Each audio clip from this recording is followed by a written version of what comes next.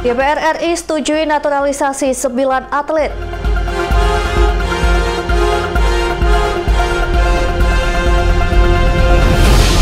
Badai debu raksasa melanda kota Phoenix, Amerika Serikat.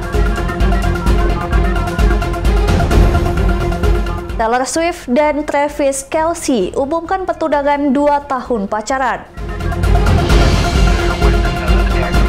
Halo pemirsa, selamat datang di Mata Dunia, program yang mengupas berita dan peristiwa global dari berbagai belahan dunia. Saya Ajeng Tiara akan menemani Anda, berikut berita selengkapnya.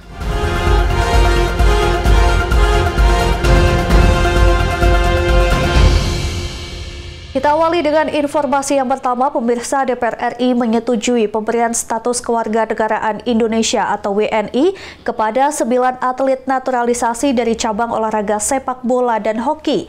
Para atlet diharapkan bisa memperkuat tim nasional Indonesia di berbagai ajang internasional.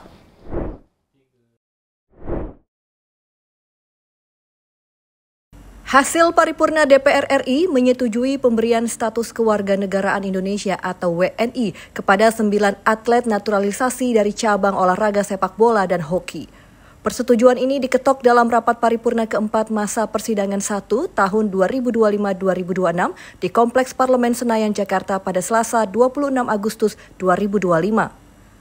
Rapat dipimpin Wakil Ketua DPR RI Cucun Ahmad Syamsur Rizal bersama Sufmi Dasko Ahmad dan Saan Mustopa. Dalam sidang, Cucun menyampaikan DPR RI menerima surat dari Presiden Indonesia Prabowo Subianto mengenai permohonan pertimbangan kewarganegaraan. 5 atlet sepak bola disetujui menjadi WNI adalah Mauro Nils Silstra, Isabel Koryankop, Isabel Notet, Pauline Janet van de Pol, dan Miliano Jonathans. Sementara dari cabang hoki ada 4 nama dinaturalisasi, yaitu Saveli Molchanov, Evgeny Nurislamov, Artem Bezrukov, dan Adel Khabibulin.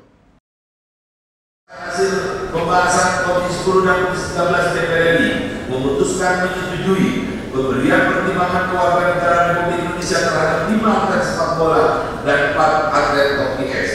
Sehubungan dengan itu, kami meminta persetujuan pada rapat paripurna hari ini atas permohonan pertimbangan pemberian kewarganegaraan Republik Indonesia terhadap atlet sepak bola atas nama Saudari Isabel Koryankop, Saudara Mauro Nils Silstra, Saudari Pauline Janet van de Pol, Saudari Isabel Notet, dan Saudara Miliano Jonathan, serta atlet hoki es atas nama Saudara Saveli Molchanov, Saudara Evgeny Nurislamov, Saudara Artem Bezrukov, dan Saudara Adel Khabibulin. Apakah dapat disetujui?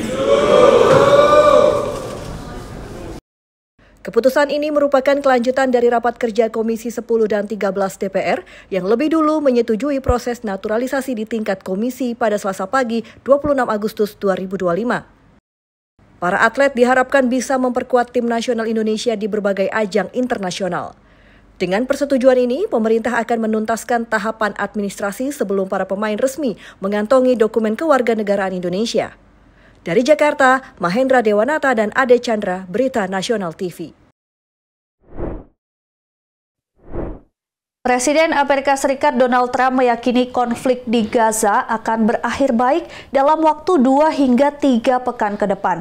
Keyakinan tersebut disampaikan Trump berulang kali, walau mediasi dijanjikan Trump mengakhiri perang tak kunjung terwujud hingga kini.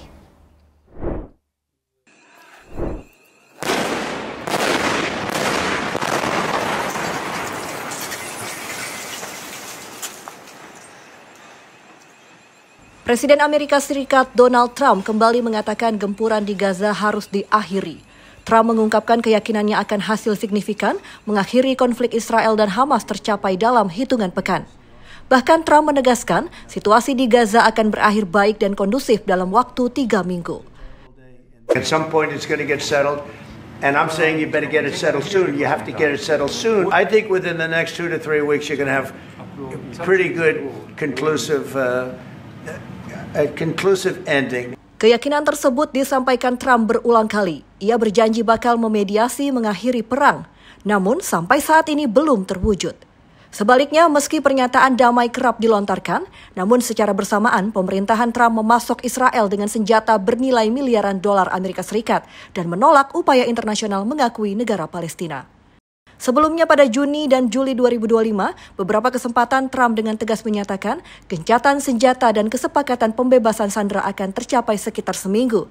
Namun, akhirnya tak ada hasil memuaskan.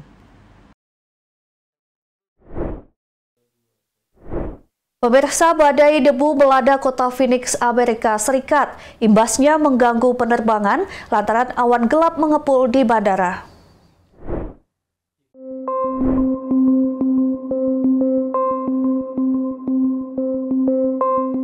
Badai debu raksasa melanda kota Phoenix, Amerika Serikat pada Senin sore 25 Agustus 2025. Hal tersebut mengganggu penerbangan karena awan gelap mengepul di bandara. Jadwal penerbangan di Bandara Internasional Sky Harbor dibatalkan akibat mati aliran listrik.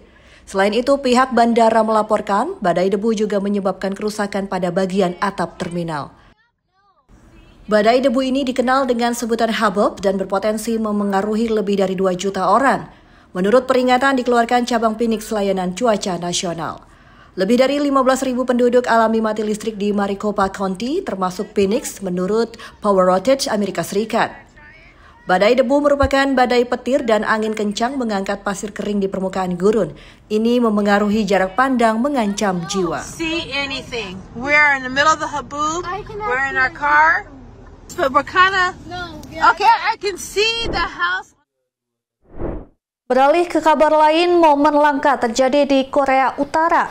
Pemimpin tertinggi Korut Kim Jong-un tak mampu membendung emosi saat penyambutan jenazah tentara Korut gugur di medan perang Rusia. Ia menangis.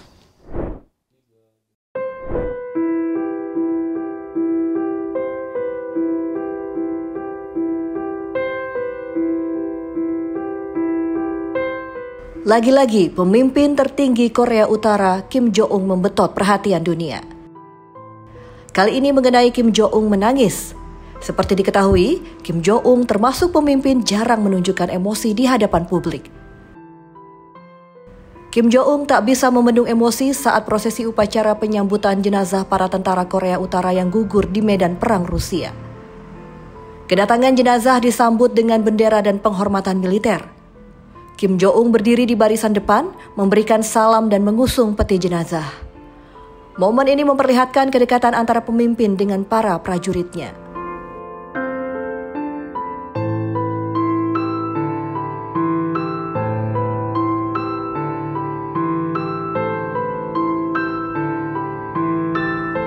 Peristiwa ini menjadi bukti pengorbanan Korea Utara memberikan dukungan penuh terhadap Rusia di tengah konflik berkelanjutan. Air mata Kim Jong-un dipandang sebagai simbol kesedihan dan kehilangan mendalam dirasakan negara atas para prajurit yang tumbang di medan perang.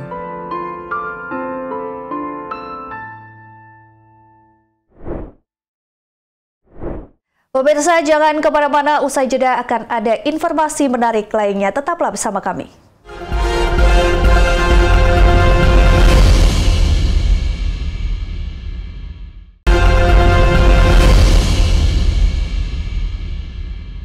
Terima kasih Anda masih menyaksikan Mata Dunia. Pemirsa, seorang warga Singapura didakwa atas dugaan peretasan akun guna pembelian online secara ilegal. Sebelum didakwa, pelaku sempat melarikan diri, ditangkap dan ditahan di Thailand.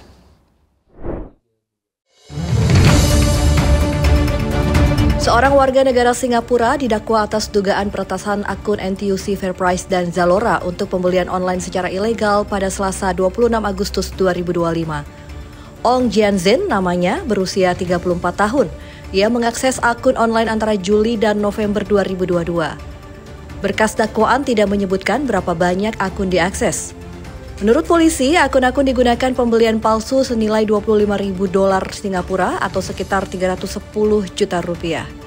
Dikutip dari channel News Asia, Ong Jianzhen pernah melarikan diri, ditangkap dan ditahan di Thailand atas tuduhan narkoba dan imigrasi pada Oktober 2022.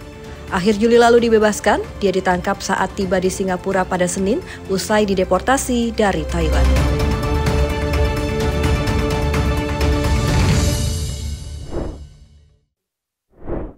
Informasi selanjutnya, gunung berapi Kilauea, Hawaii meletus, mengeluarkan lava ke-31 kali sejak Desember. Busur lava setinggi 30 meter ke udara.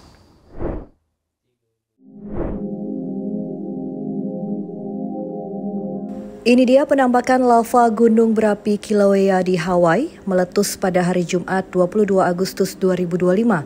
Menyemburkan busur lava setinggi 30 meter ke udara dan melintasi sebagian dasar kawah puncaknya. Ini adalah penampakan batuan cair Kilauea ke-31 sejak Desember. Frekuensinya cukup tinggi sebagai salah satu gunung berapi teraktif di dunia. Beberapa penduduk dan pengunjung menyaksikan langsung Taman Nasional Gunung Berapi Hawaii dari barisan depan. Semburan air mancur lava ini adalah keempat kali dalam 200 tahun, dikutip dari News Center Maine.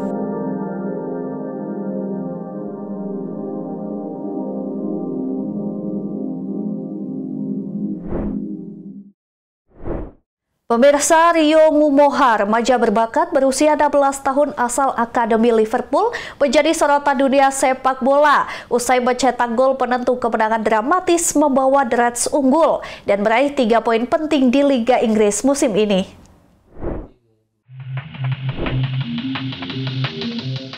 Rio Ngumoha jadi gunjingan di media sosial lantaran kemampuannya menjadi pahlawan Liverpool penentu kemenangan. Penampilan Rio Ngumoha mengejutkan publik melampaui ekspektasi. Bakat remaja ini membuktikan generasi muda siap bersinar di panggung besar. Gol penentu dicetak Rio Ngumoha menjadi momen krusial saat tensi memuncak dan stadion bergemuruh.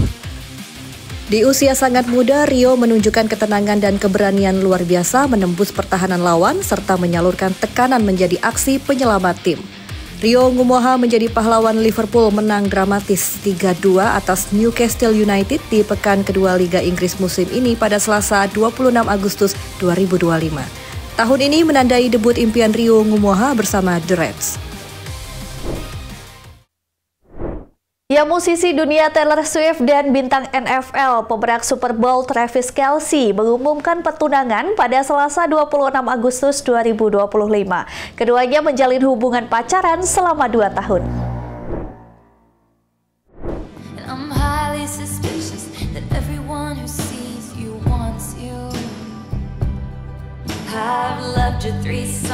Pasangan Taylor Swift dan Travis Kelce bertunangan setelah 2 tahun menjalin hubungan berpacaran. Kabar bahagia tersebut terlihat dari unggahan Instagram Taylor Swift dan Travis Kelce pada Rabu 27 Agustus 2025 waktu Jakarta. Guru bahasa Inggrismu dan guru olahragamu akan menikah, tulis Taylor Swift, merujuk pada profesi Taylor Swift dan Travis Kelce di dunia musik dan olahraga.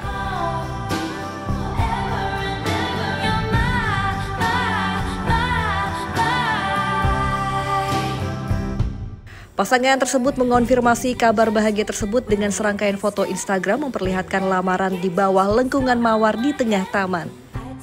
Romansa antara sang superstar pop dan pemain football Amerika di National Football League atau NFL dimulai pada musim panas 2023. Kala itu, penggemar ramai menduga bahwa Kelce suatu saat akan melamar sang pelantun anti-hero.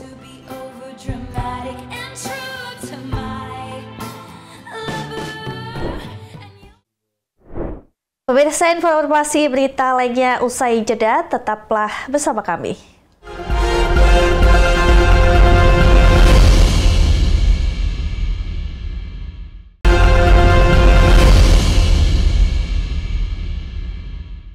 Terima kasih Anda masih bersama kami, pemirsa. Meski darurat pandemi lama berakhir, warga menjaga kebugaran tak sepenuhnya meninggalkan kelas olahraga online. Teknologi terkini menjanjikan pengalaman yang optimal. Kebugaran daring adalah teknologi realitas campuran, realitas virtual, mempertimbangkan kesadaran spasial. Selengkapnya untuk Anda. Kelas olahraga online menjadi sebuah kelaziman, terutama sejak darurat pandemi COVID, saat kegiatan kelas olahraga tatap muka dibatasi atau dilarang. Perkembangan lebih lanjut adalah pemanfaatan teknologi realitas virtual atau VR guna memadukan kelebihan kelas tatap muka dengan kelas online. Digital fitness it really outperforms in real life in terms of efficiencies because people can access it anywhere, anytime, and it's very low cost. But often what you trade in efficiencies, you give up in what you gain in efficiencies, you give up in experience. And so we've always looked at VR as something that would allow us to recapture some of that immersion that you sacrifice in just standard streaming digital fitness.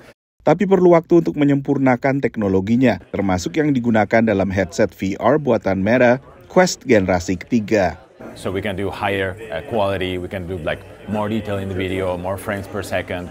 So it's going to make the experience better, more real, more like you're really there. Like the experience is more exciting in that sense. Perkembangan terkini yang dimiliki Quest 3 adalah teknologi pass-through, memungkinkan pengguna menikmati apa yang disebut sebagai realitas campuran alias mixed reality, tak hanya apa yang terjadi di headset. We're using mixed reality, full color pass-through, so you can bring one of our celebrity instructors right into your own living room. And as you engage with those peripherals, you're seeing and enjoying all the social and the interactive UX elements of that virtual reality has to offer, that Quest has to offer, but you also see your real environment, so you get kind of the best of both worlds. Salah satu kelemahan berolahraga dari rumah menggunakan realitas virtual saja adalah bahwa pengguna perhatiannya begitu terpusat pada headset, maka mereka tidak bisa melihat kondisi sekitar, sehingga bisa terbentur atau tersandung perabotan dan semacamnya. Dengan realitas campuran, maka keterbatasan ini bisa diatasi dan pengguna memiliki kesadaran spasial untuk menghindari berbagai rintangan di rumah.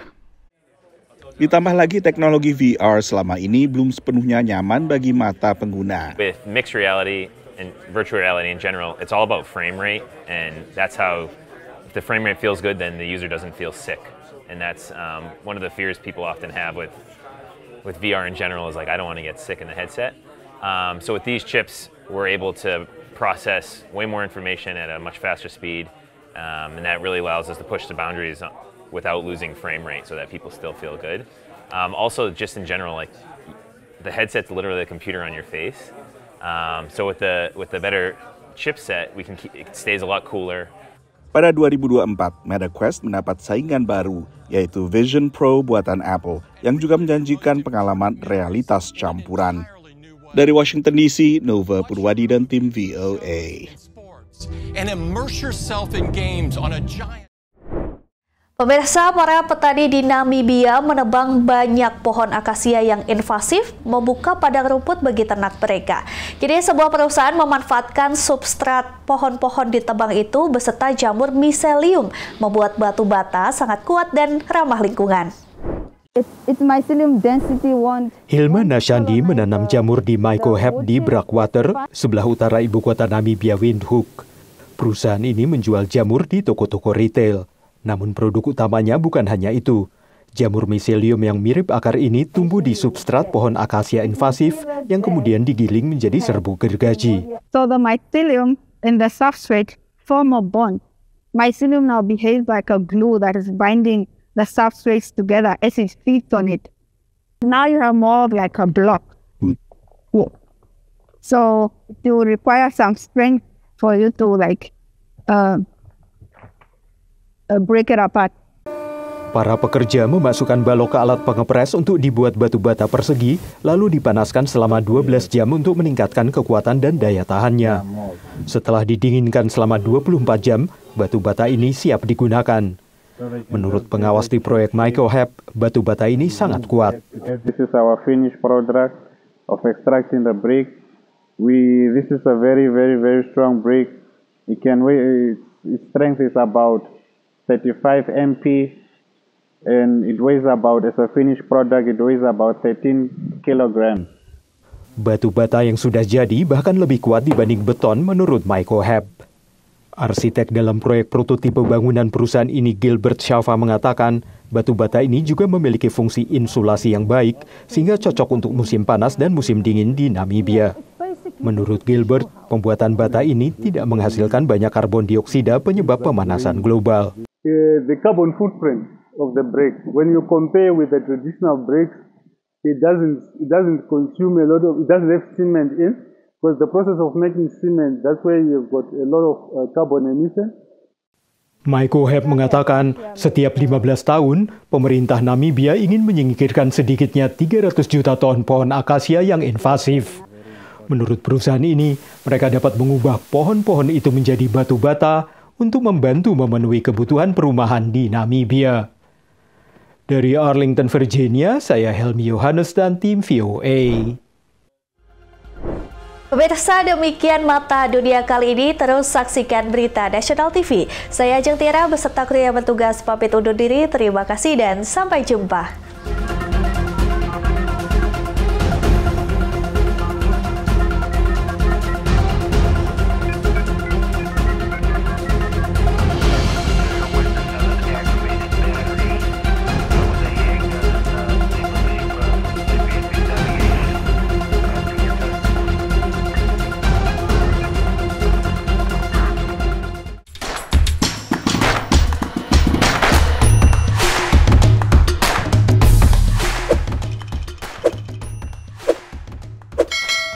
You